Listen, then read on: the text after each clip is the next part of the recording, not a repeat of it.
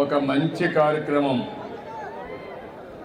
గణేష్ సేవా సమితి, అది కూడా డూండి గణేష్ సేవా సమితి అయితే ఒక బ్రహ్మాండమైన వినాయకుడిని వినూత్నంగా తయారు చేశారు. కమిటీ మెంబర్స్ 9 మంది ఉన్నారు. 9 మందిని పేరు పేరున మనస్ఫూర్తిగా అభినందిస్తున్నా. ఇక్కడికి వచ్చిన మీ అందరికి కూడా వినాయక చవితి శుభాకాంక్షలు. మనందరం వినాయక చవితి జరుపుకుంటాం. నాకు చిన్నప్పటి నుంచి కూడా వినాయక చవితి జరుపుకోవడం అలవాటే కాదు. నేను మీ మాదిరిగానే చిన్నప్పుడు వినాయక చవితి అంటే ఒక పెద్ద పండుగగా, దానికి ఇప్పుడు ఏదైతే డూండి గణేష్ సేవా సమితి ఎట్లా నిర్వహిస్తున్నారో ఇదే పందాలో మేము కూడా నిర్వహించేవాళ్ళం అని చెప్పి మరొకసారి మీ అందరికీ విజ్ఞప్తి చేస్తున్నా.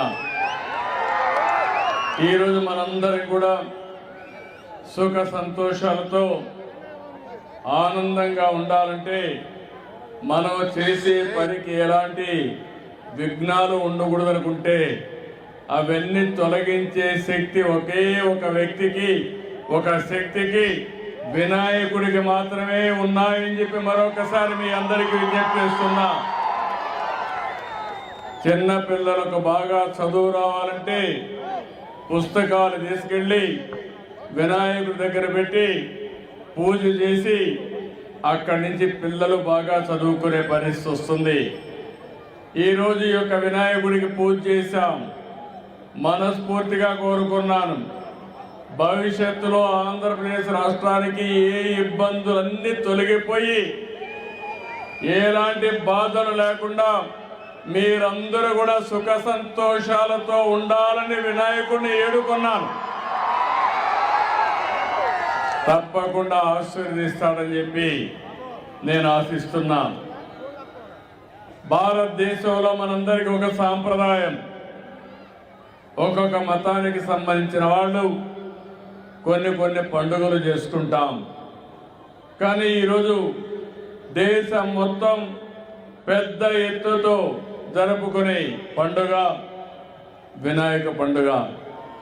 గణపతి ఉత్సవాలైతే ఎవరెవరు ఏ విధంగా చేసుకోవాలంటే ఆ విధంగా చేసుకుంటూ ప్రతి వాడలో, ప్రతి గల్లీలో, ప్రతి టౌన్లో జరిగే అతిపెద్ద పండుగ ఈ గణేష్ పండుగ అని చెప్పి కూడా మీ అందరికీ తెలియజేస్తున్నా.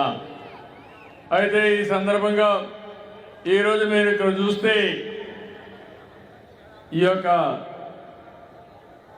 ఈసారి వినాయక చవితికి ఒక ప్రత్యేకత ఉంది.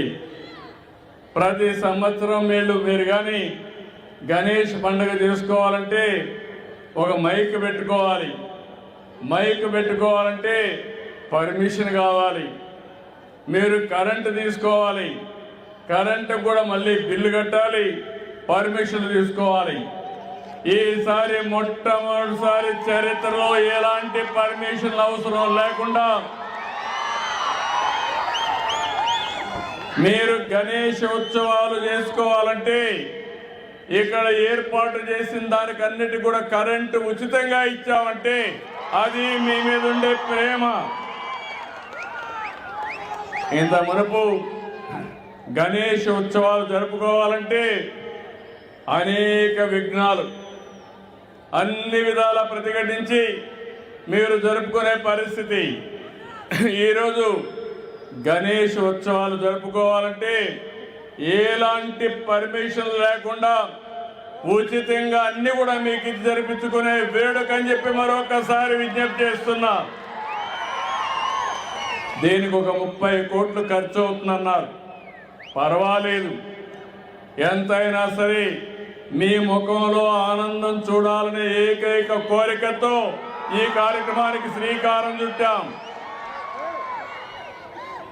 ఇక్కడ ఏదైతే గణేష్ ఉన్నాడో మీరు చూస్తే సిట్టింగ్ పొజిషన్లో అతి శక్తివంతమైన గణేశ్వరుడు ఇక్కడ ఉన్నాడు, మన దగ్గర ఉన్నాడు.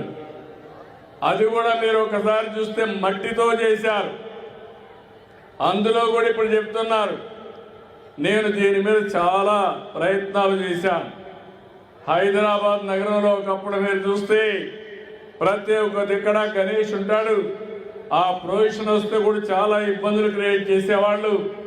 నేను ఒకటే చెప్పాను, గణేష్ ఉత్సవాల్లో ఎలాంటి అపస్కృతి జరగకుండా పూర్తిగా లా అండ్ ఆర్డర్ కాపాడిన బాధ్యత ఆనాడు తెలుగుదేశం ప్రభుత్వాన్ని చెప్పి కూడా నేను మీకు తెలియజేస్తున్నా.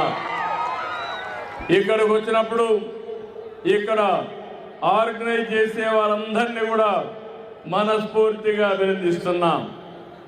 వివిధ ప్రాంతాల్లో ఏర్పాటు చేశారు. ఈసారి సితార గ్రౌండ్లో 72 అడుగులు, అది కూడా సిట్టింగ్ పొజిషన్లో. అందరూ కూడా కలర్స్ ఏమీ లేవు.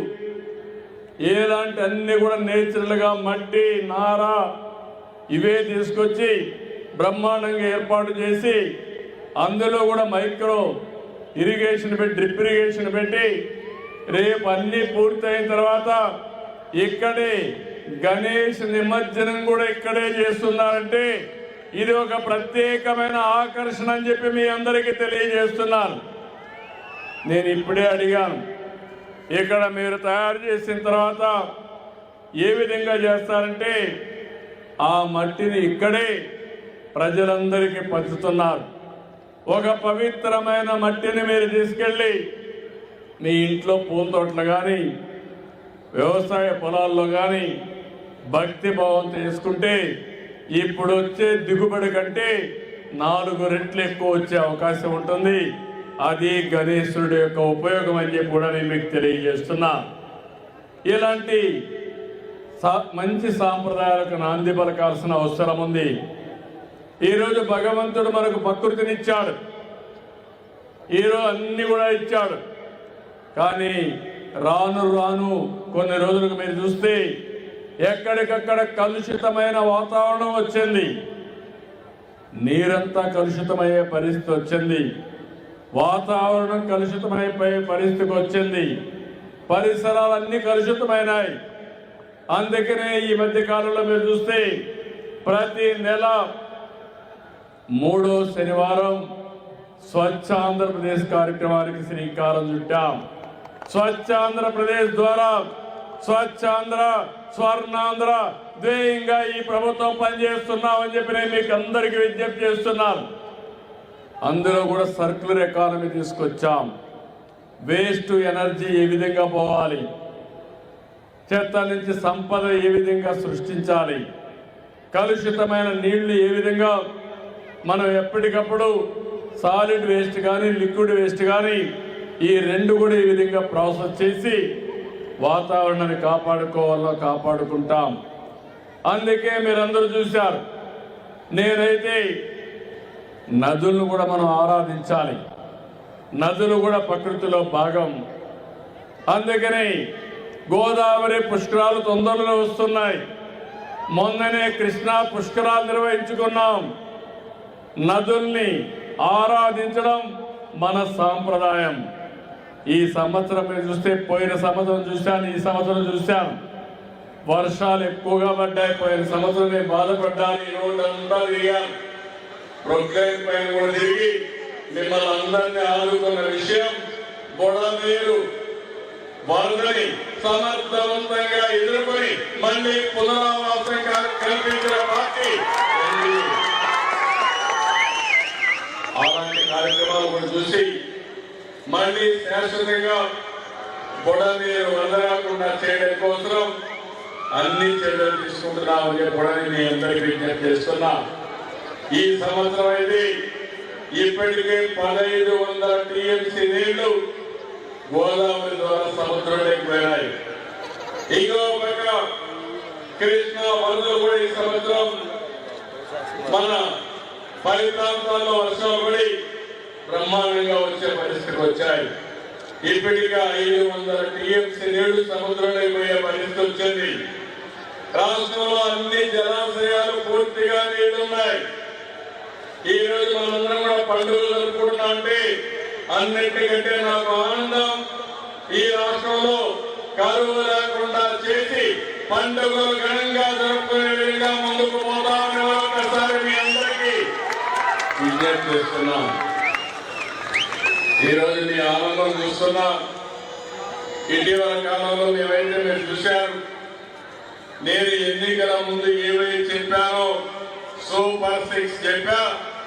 ఈరోజు సూపర్ 6 ని సూపర్ హిట్ చేసి గణేష్ ఉత్సవాలు జరుపుకుంటున్నాం. ఒక పక్క సంక్షేమ కార్యక్రమాలు చేయడమే కాకుండా ఇంకో పక్క అభివృద్ధి కార్యక్రమాలు కూడా నాంది పలికాం. దేశంలో ఎక్కడా జరిగిన అభివృద్ధి మన రాష్ట్రంలో చేస్తున్నాం. నేను ఒకటే సంకల్పాన్ని తీసుకున్నాం. రాబోయే రోజుల్లో ఆంధ్రప్రదేశ్ రాష్ట్రం 2047కి స్వర్ణ ఆంధ్రప్రదేశ్ గా తయారు కావాలని, మీ జీవన ప్రమాణాలు పెరగాలని, మీరు ఆనందంగా ఉండాలని ఏకైక లక్ష్యంతో ముందుకు పోతున్నాం.